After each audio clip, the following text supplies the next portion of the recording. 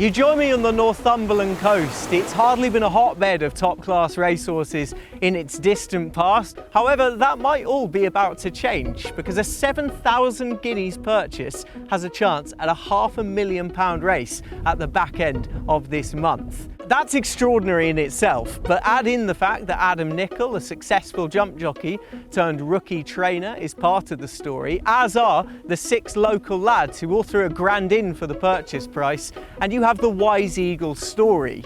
And he is heading to the Ebor and flying the flag for Seahouses. Oh, he's a celebrity. Honestly, everybody around the village knows Wise Eagle. Adam, take me back to the beginning. When did Wise Eagle first come onto your radar? It wasn't until, I think it was the horses and trading sale, October 2020. We had a list of about 30 horses to look at, and funny enough, he wasn't on the list. We went and had a look at him, and I really liked him straight away. He was nothing flashy, you know, he's not massive, but he had a good swing in his walk, he's very loose, and he actually only had about 6 starts. So I thought he's quite unexposed, with the idea of buying a dual purpose horse for these lads that have set up the syndicate in the village who have actually never had a horse before. And 2 of them, Wayne and Ian, drove me down, and we were at the sales all day, and we picked him up at the end of the day, and a lot of people had gone home. It was during COVID. We'd never dreamt that we'd get out of him what we have, really. I think he's the one that I would say has slipped through the net, hasn't he? You know, if he's now rated 107. He shouldn't have been 7,000 guineas. A shrewd purchase indeed. But how has Adam come to find himself training Wise Eagle? His career in the saddle had come to an end just as COVID struck. To be honest with you, the time was right. I broke my femur, like I say, I was out 10 months. I think I came back, I was only back 6 weeks. And then I got a fall at Sedgefield Boxing Day, broke my back in 2 places. And then came back from that, had 4 rides I think, and then COVID kicked in. I came back just before Cheltenham, and then I think it was the Sunday or the Monday after Cheltenham they decided to pull the plug on racing. It was quite easy for me to just slip out. It wasn't like I was on the, you know, things were flat out and winners every week, and then it was hard to just say, oh, I want to stop. So in that respect it was quite easy for me to do that. But I think as soon as in your head, as soon as you think that it's not working or it's not going the right way, or you might think rides are becoming a bit harder, or whatever reason, if you're ever thinking that, or you just haven't got the love of it anymore, that's when you need to be Get out. Just get out, yeah.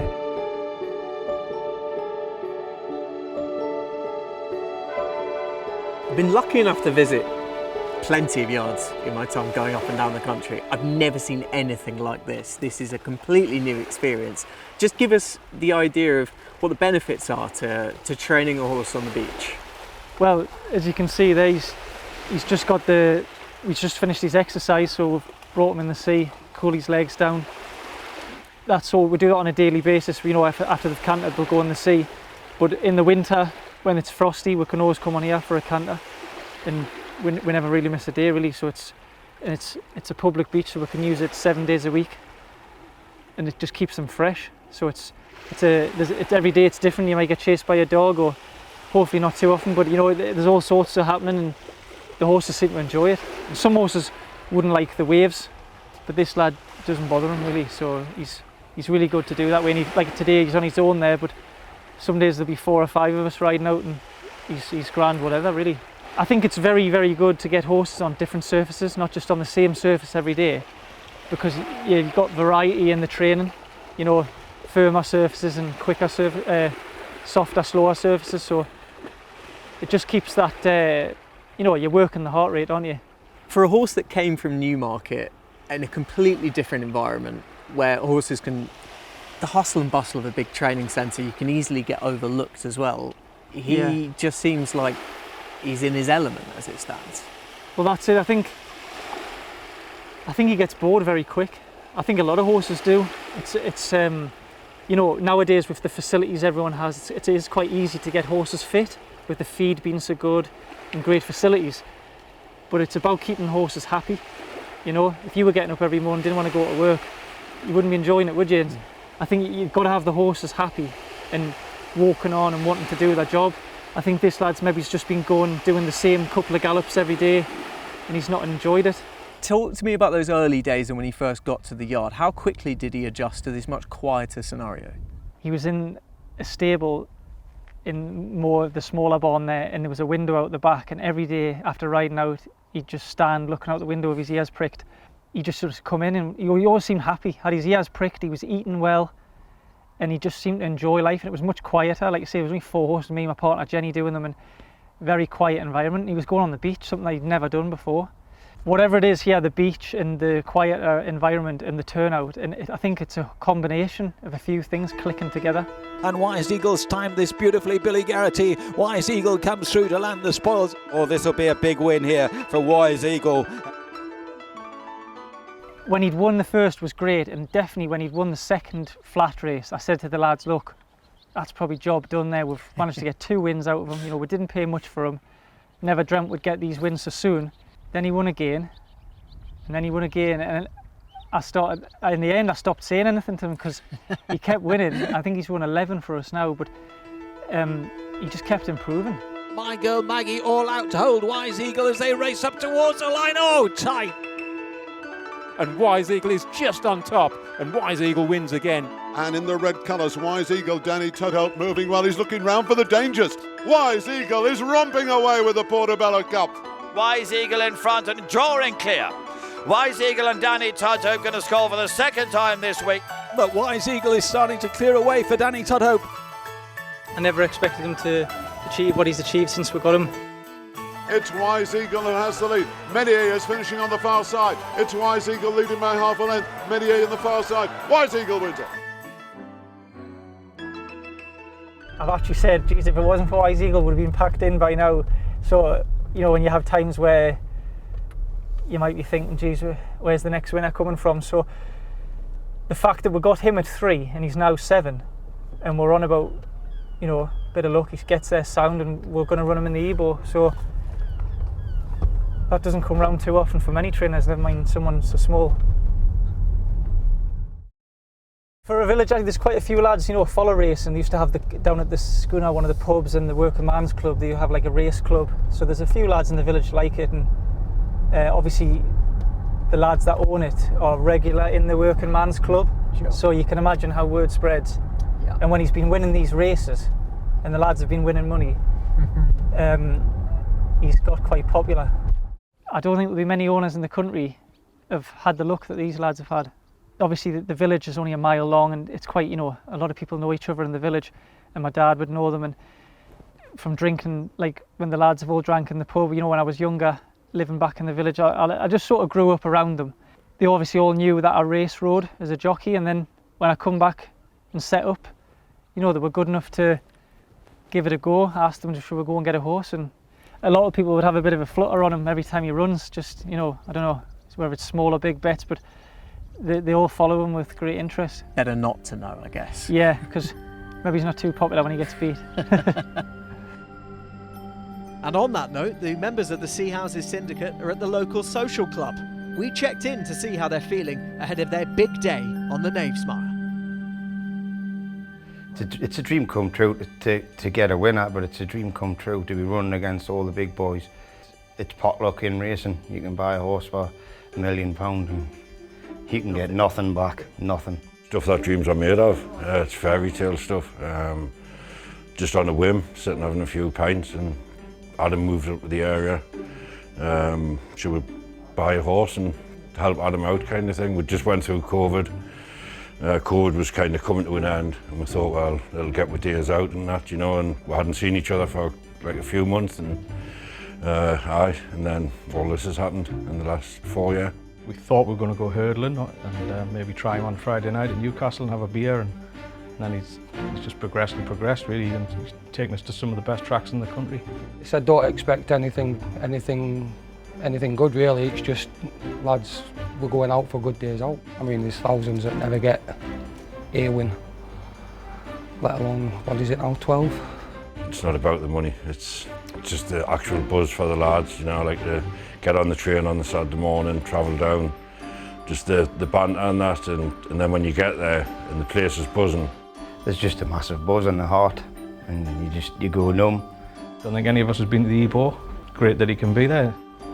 Special. We just had a daughter. Jenny moved here when she was actually pregnant, so she had a house move, left all her friends, left her mum, and gave birth to Callie. And then she was within, I'm sure she'll tell you better, she'll give me wrong if I'm wrong, but I'm sure it was like 2 or 3 weeks later she was back riding out. Wow. Might have even been sooner. So she's been brilliant. I couldn't run the odd without her, really. But there's everybody, yeah, my parents, my dad, Harold's the Gallop, he does a lot of book work.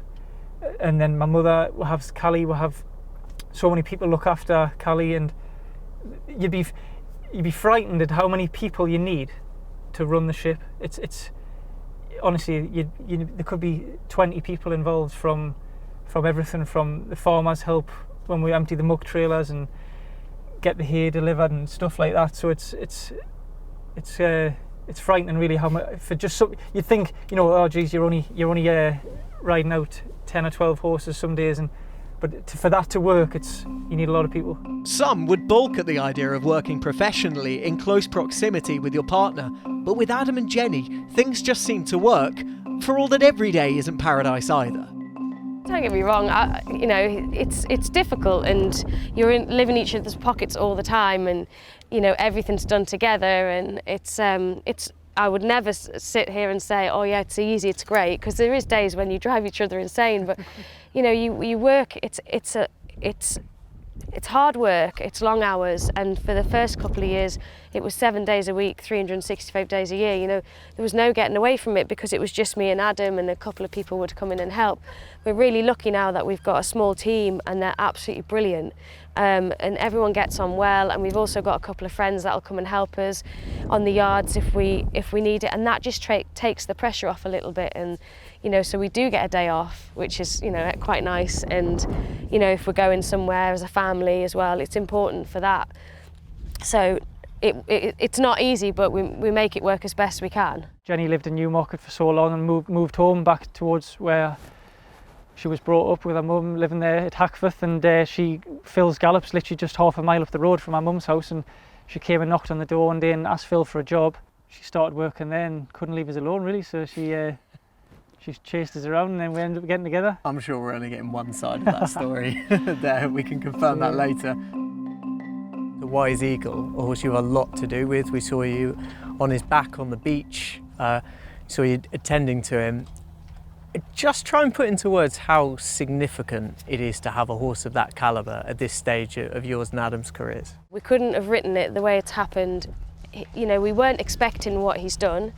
You know, when we first ran him, he was second over hurdles on bottomless ground at Catterick at 66 to 1, and we thought, well, that's good, you know, he'll win a race, that's brilliant. Never in our wildest dreams did we think, you know, he'd have been placed twice in a Group 3 now, and won the races that he's won, and taken us to the days out that he's taken us to. I mean, it was quite emotional leading him up at Royal Ascot, walking under the, you know, the tunnel and into the parade ring. You know, it's a real buzz for us, and we're really proud of him and what he's achieved, and we're really lucky. He also ripped his shoe off quite early in the race in the Gold Cup, and it's took a long time to get him back to where we wanted him.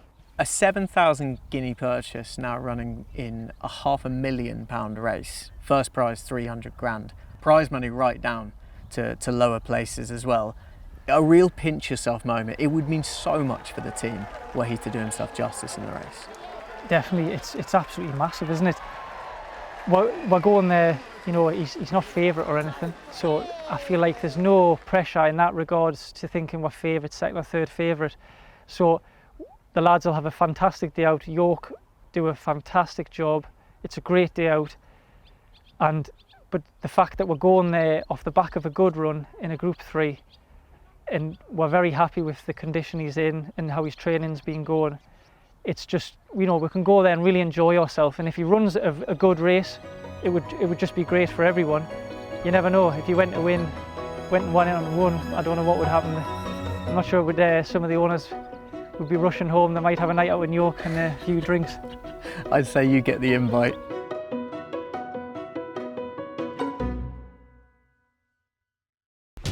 Watch live racing now on racingtv.com.